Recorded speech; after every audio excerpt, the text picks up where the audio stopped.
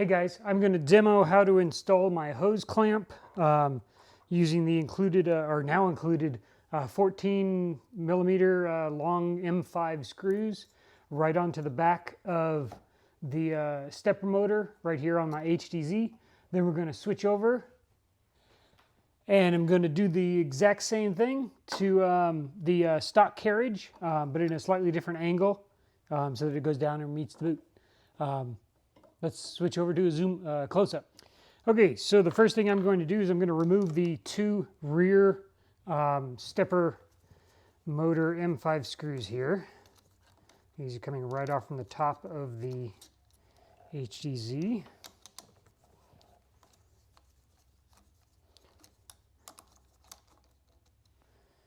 Now, I've beefed up the tabs on the bracket, and there is still a little bit of force in there, so you do have to push it on, but that's on purpose so that it holds it in place.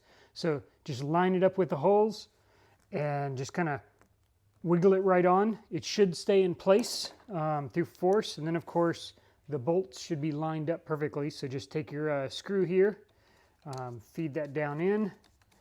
It will thread gently into the 3D print, but that's not a problem. Just keep going. They are 14 millimeter screws. You do gotta turn it quite a bit.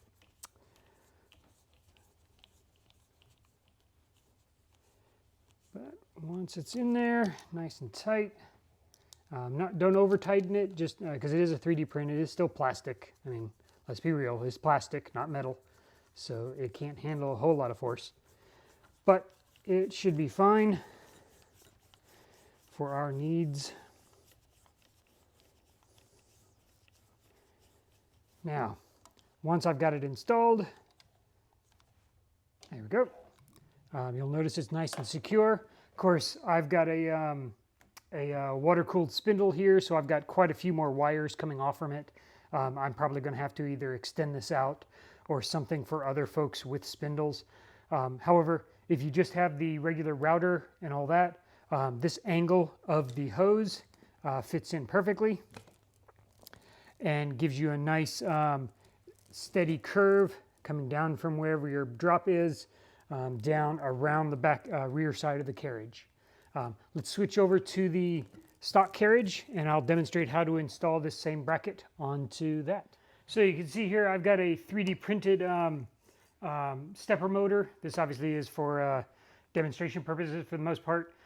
But the stepper motor 3D print is pretty much the exact same dimensions as the one that comes on the stock machine. There is a bit of play here, so I can't demonstrate the entire thing, but I didn't need the extra precision when designing this particular model. But essentially the exact same thing happens here.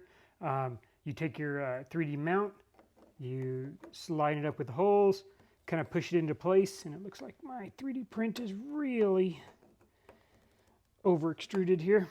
So once that goes in there, yeah, as this is definitely not to precision dimensions, but this should slip right onto the stepper motor. You can use those same M5 14 millimeter screws to go right into the plate here and hold this in place.